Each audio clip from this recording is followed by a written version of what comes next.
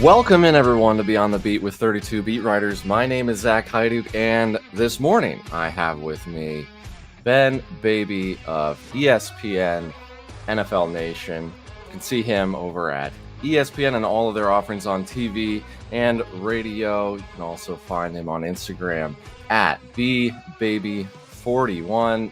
Ben, welcome to the show, sir. Hey, Zach, thank you for having me. I know it's a busy time of year with camp, but there's a lot of stuff going on. Yes, there is. Yeah. And your team, especially that you cover, is very interesting. I'm excited to have you on because, there's just been a lot of intrigue around basically every offensive position over there. And I did want to mention before we got totally into it, I saw you're like an undefeated boxer. Is that the case? Yeah, it's a good throwaway line in the bio, but that is technically still true. It's 1-0. I retired on top. I said that's what it's going to be. That amateur record's going to stay unblemished. I don't fault you for that at all. So don't get in a fight with Ben if you happen to see him in person, because he'll knock you out. I guess let's dive right into it. I want to respect your time, and so we'll kind of just get started where I think most people are probably curious about what's going to happen here. Ja'Marr Chase is, as far as we know, the subject of what's basically the equivalent of a hold-in at this point. Do we have any update on that at all? It feels like I haven't heard anything. And does he miss any time this season? Is there any risk of that?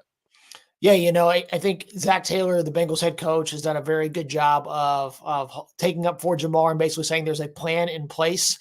And what that plan is, nobody really knows. I think, it's going to be on Jamar's timeline on when he wants to come back. He's been involved. He's been, in terms of, even though he's not practicing, he's very visible. He's always with the receivers. He was with the team yesterday when they were going through drills. And I think I was just thinking about this today. It's a very different situation that we're seeing in other teams and cities where they're having receivers who also want new deals. So I think that they do get some credit, the Bengals do, for how they've handled the situation. I think Ja'Marr gets credit as well for how he's handled it. Now, that being said, I think the end goal is still the same. Everybody wants a new deal. Whether that gets done sooner rather than later, that still remains to be seen. Team president Mike Brown said before training camp started, the time to negotiate is better in the offseason, and this really isn't the time to do that, and the die has already been cast. And, of course, now that Chase's roster bonus is also on the books, that makes it more expensive if the Bengals want to do it this year. So, logically, it makes sense for that to happen next year. So, we'll see if that changes at all, if they do end up coming to some sort of agreement. Maybe, I think, we've asked Zach if there are concerns about this being a long-term, if this could be an issue where Chase misses games. And that question hasn't really been answered. Both sides have been really quiet in terms of how they went about this. Ja'Marr has made it a point to not speak to the media, which is ironic because he was he won our media cooperation award last year for how much he talked and how long he went when he did go. So it's not like he doesn't like doing it. I think there is a point that he wants to make sure that he's as buttoned up on this as possible. But yeah, this is definitely going to be something that we continue to watch as we get closer to week 1.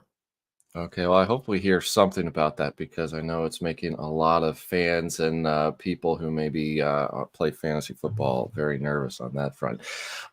So T. Higgins, another wide receiver who is hoping to get paid for the Bengals this year, he appears to be cooperating with everything under the franchise tag. Put up a little bit of maybe an issue, but seems that he's going to play. I believe he's come out and said that he's going to play.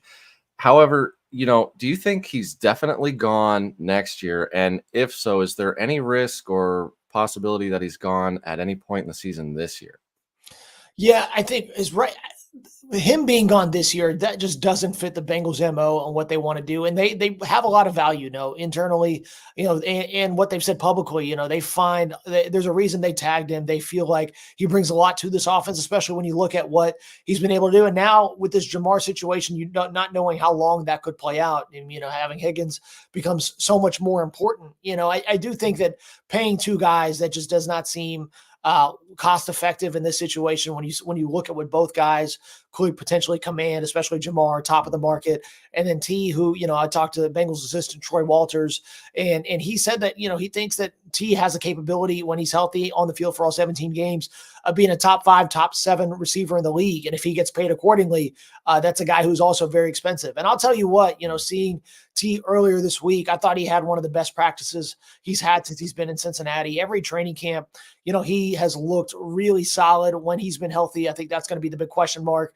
is making sure that he takes care of his body and stays on the field for all 17 games.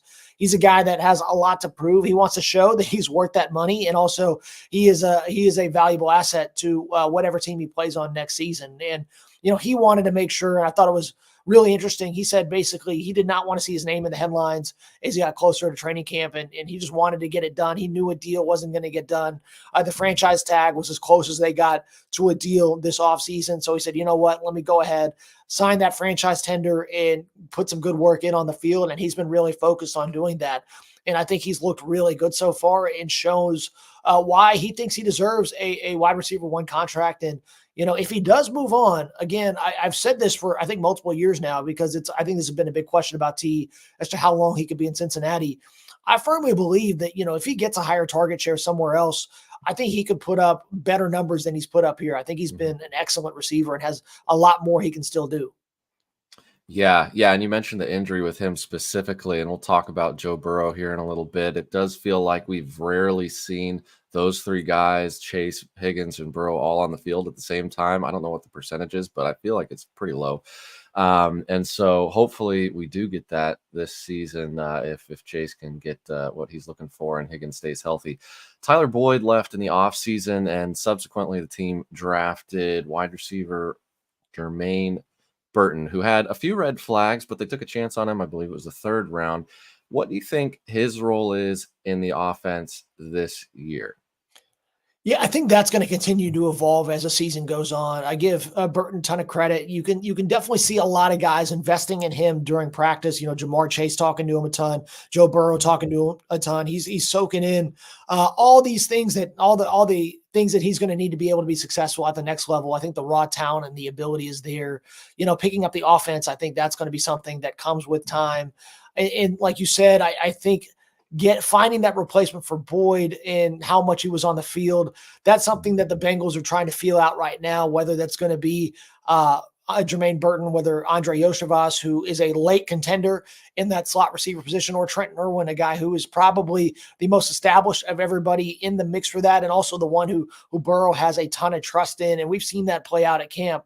I think those 3 guys are right now in the top contenders for that spot. Charlie Jones got injured yesterday. We'll see how severe that's going to be. In the locker room yesterday, it was hard to gauge if it was as severe as it looked, because he got carted off the field during 7-on-7 drills. But we'll kind of wait to see if we can get more word and see if we get a little bit something more official on what his prognosis is going to be. But even then, I still think that, Trenton Irwin, Jermaine Burton, and Yoshivas will be the guys. And I think that position will probably take a few weeks, and we'll see how that continues to develop over the course of the season, because Tyler Boyd was such a fixture in that slot. There was never a question about anybody else kind of being on the field for those snaps. So we'll see how that continues to evolve, and especially this offense. I think that's also something to watch, is how much his offense as a whole evolves in this year under Burrow.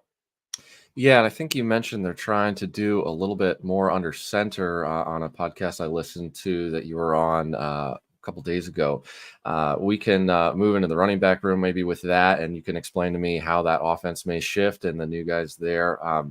Joe Mixon left after, or rather was traded to the Texans. They signed Zach Moss, and Chase Brown is on his 2nd year with the team. Didn't receive a ton of work last year. Zach Taylor did come out and say that, he didn't have a ton of opportunity, but, right now he's getting a bunch of reps, and he likes how consistent and dependable that he's been. We've seen him get, at some point in time, at least a majority of the first team reps, it was reported, but Moss is listed ahead of him on the depth chart. So talk to us about the change in the offense, what you expect from that, and then how these 2 guys fit into that, if you can. Yeah, the under center stuff, I think that's been the biggest takeaway the entire offseason. I mean, from mini camps, from OTAs to mini camp, now to training camp, we've seen that under center be a priority for them. And it's something they were going to do a little bit more of last year as well, before Burrow got hurt with the calf injury. When he got healthy, we saw them go under there a little bit more.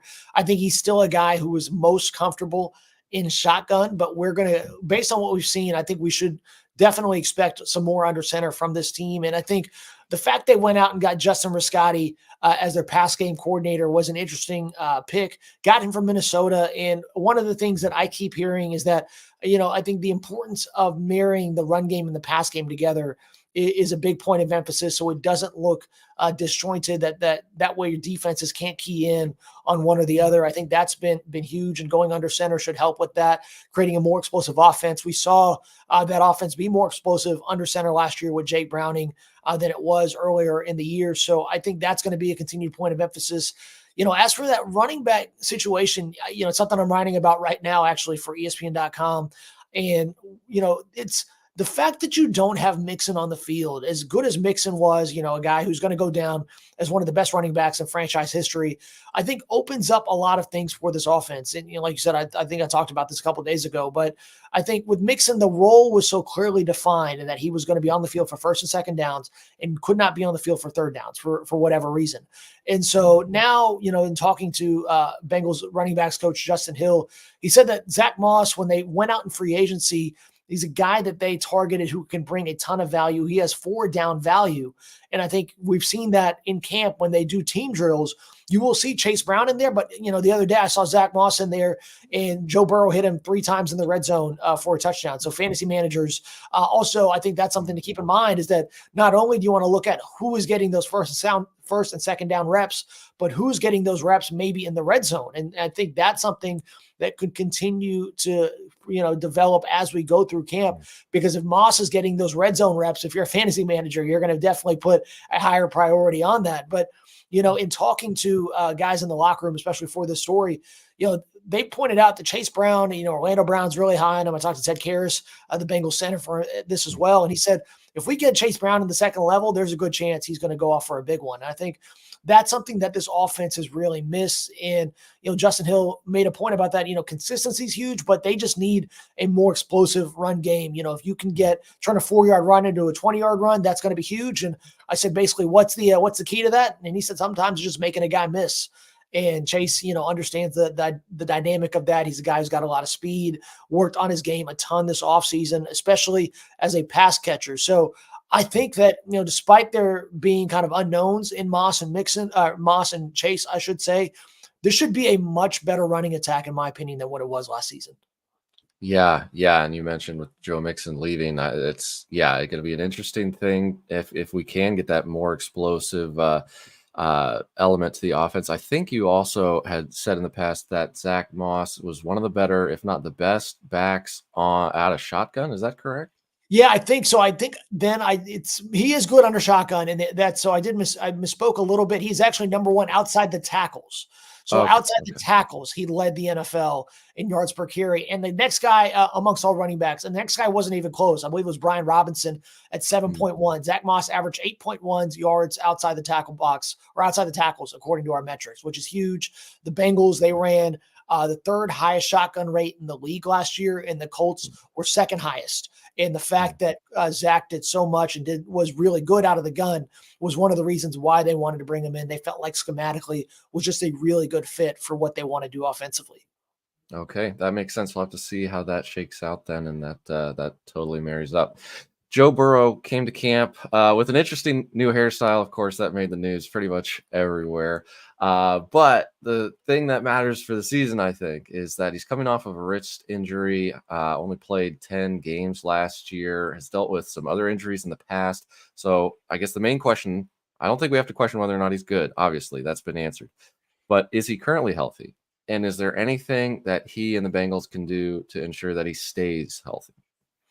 Yeah, I think the Bengals have made it a point, and Zach Taylor's definitely made it a point this offseason in this training camp of managing Burrow as best as they can, giving him mandatory rest days, trying to be mindful of when he should be pushing and when he shouldn't, just to make sure that they provide a buffer, that they're imposing, so that way he can try to stay healthy. Because if it's up to Joe, he's going to push full tilt as much as possible. And Joe, to his credit, has talked about that a lot this offseason, and that one of the biggest ways he's grown is, making sure that he's listening to his body. And if he doesn't feel like it's all the way there, not trying to push through stuff. I asked him point blank, do you regret kind of how you went about the calf injury? And he kind of said, yeah, if I would have went back, he would have done things a little bit differently, because that's kind of where everything snowballed last year. You had the calf and then eventually, the wrist injury that, right now we're still trying to gauge what that looks like. And I think he's still trying to figure that out as well. I think you're seeing, Dan Pitcher, the Bengals offensive coordinator, said the other day that,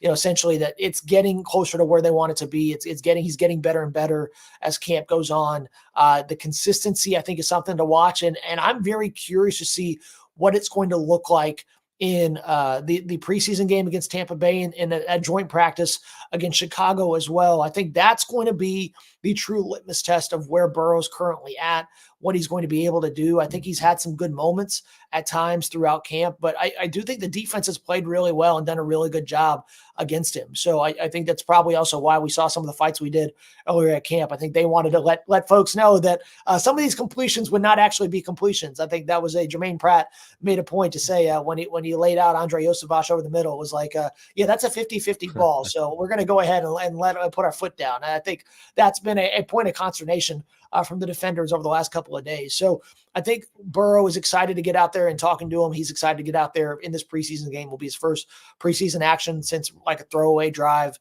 going into the 2021 season. And I think that's something that he wants to see and kind of test out that wrist even further. Okay, and apologies if you mentioned this already. Do we know how much we'll see of Burrow? Did they give any indication? Yeah, we tried to pry it out of Zach yesterday. He did not want to divulge too much. So we'll see if he ends up getting a drive, if he gets 2 drives, and we'll see if that – I think Zach also not pinning it down means that you can – if he feels like changing it, he can also change it as well. So I think it's a safe play on his end. You can kind of play it by ear and say, okay, if you don't have a great first drive, do you want to have him go out there and get a second drive? If they go on an 8-play drive, is that good enough? So I think that there's a lot of flexibility that Zach has given himself by not publicly saying we're only going to do 1 drive and go from there. And that's the thing. I think that these reps are a matter, and it's something that everybody involved is really looking forward to. Okay. All right. We'll wrap it up with the skill position here. The tight ends They signed Mike Gesicki in the offseason. Drew Sample's been with the team, I think, about 5 years, but hasn't ever really passed more than 350 yards, I think. They drafted Eric All in round 4. He profiles more as kind of a blocker, I believe. Do you expect much help in the passing game from the tight end position? And if so, who kind of fills that role? Yeah, I think Gesicki is going to be, when you look at it, is going to be your pass catching tight end. This offense over the last few years has been very defined in their tight end roles, and that that they're going to have one primary pass catching tight end, and then they're going to have a blocking tight end. And I think some of that's also a byproduct of CJ Uzomah and how good he was during that Bengals Super Bowl run. I think he was a really good, probably the best all around tight end that they've had in the building during Joe Burrow's run here. And I think that I give Sample credit. I think he's been much better over the last couple of years as a route runner, and he's been more involved at times as a pass catcher. And we've seen that also throughout camp. And I think the Bengals going to, if they are able to use more 12 personnel, have more 2 tight end sets on the field, it logically makes sense, especially when you don't know what you're going to get as a slot receiver. If you feel good about Sample, feel good about Gesicki, especially as a receiver and kind of what role he fills, you can almost run a lot of the same splits and sets by just, if you motion Gesicki out, all of a sudden, even though you have 2 tight ends on the field, it's almost like having a third receiver. And so, pre-snap motion, if you use it well, can basically change the way that you use that formation. So it doesn't have to be a, 2, inline tight ends all the time at the end of the formation like you would traditionally look at. So I think it's going to be that's probably the thing I'm most curious to see, because Zach Taylor, since he got here, even before he had Joe Burrow, back when it was, John Ross, Damian Willis, and AJ Green and Andy Dalton, he was still running a ton of 11 personnel. And Zach over the years said, we wanted to lean into 11 because of the personnel we have. And I think it's actually been the case that philosophically, that's something that Zach has done. When you look at what Sean McVay's done in LA, it's been very similar. And Zach obviously came from LA on that McVay staff before he came to Cincinnati. So going into more 12, I think right now suits this offense personnel wise, how they use that, how they implement that, how that meshes with how Burrow likes to run the offense. I think that's probably what we're going to figure out over these first 2 weeks. And that's probably the biggest unknown for fantasy managers is really what that offense is going to look like. And we'll kind of get a sense of how it looks. And so it's going to be really, I think this is probably the most fascinating year for the offense since I've been here. Yeah, I agree. This is very very unique, especially with the coordinator leaving as well. Do you have, like, if there's one thing to watch for this upcoming preseason game, just real quick, because I know you got to go, what would that be? It's a really good question. I think that right now, I think I'm going to look at the defense. I know we didn't talk about the defense much. I think that cornerback battle is going to be interesting to see. Can some of these young guys like Josh Newton and Dejon Anthony make some plays? They've been really productive, been around the ball a lot, and I think that could earn them some reps when the season comes around. I know that that battle between DJ Turner and Dax Hill is going to be one to watch as well, especially for the long-term outlook of that defense. But really seeing how these receivers step up, what the running backs, how much run they end up getting. If Chase Brown does get some extended action, how does he look? And then also looking at Amarius Mims, their projected starting right tackle right now. He's been in the battle with Trent Brown, but right now Brown really hasn't entered it because he hasn't done any team drills. And Amarius Mims, quite frankly, has looked really good. And, I thought it was interesting yesterday. We saw Amarius Mims and Trent Brown, on the side and Trent really kind of working him through some motions and kind of talking some stuff through with him. And I thought that was key for him as a veteran to kind of help the rookie out a little bit more. And I think, what we've seen so far, it wouldn't shock me if Mims is that week one starter in given, how well he's looked and how he's progressed. And Joe Burrow had a ton of praise for him, gave him an A+, which is very rare for Joe to give that kind of praise for a guy, unless he believes it's earned. And so I think that's huge. So I think those are all things to be looking at. And if we can get a little bit more clarity, on the offensive side of the ball, I think that's definitely going to, help us decide what this offense is going to look like. But also, if you're a fantasy manager, maybe give you a little bit more confidence as you start drafting and figure out who you want to take, especially in the mid rounds. Yeah, for sure. All right, Ben, I want to respect your time, so I'll go ahead and get you out of here. But before we do, just remind everybody where we can get your work and what you do. Yeah, so definitely you can find our work at ESPN.com on the Bengals page. I'm on Instagram and Threads at BBaby41, still lurking on Twitter at Ben_baby. It's something we can't just quit at this point in time. It's still fun. We still have a good amount of fun on there. Not as much fun as we used to, but it is what it is. But yeah, that's kind of where you can find me in all those spots. All right. Well, everyone, make sure to check Ben out and keep a lookout for that running back piece that he appears to be working on, especially. Also, make sure to check out our website as well, if you can, at 32beatwriters.com, where we have player training camp news summaries, player tracking tools, and more. Make sure you keep up there for all the most recent and relevant information from the beat writers like Ben. For Ben Baby, I'm Zach Haidu. We'll see you guys next time.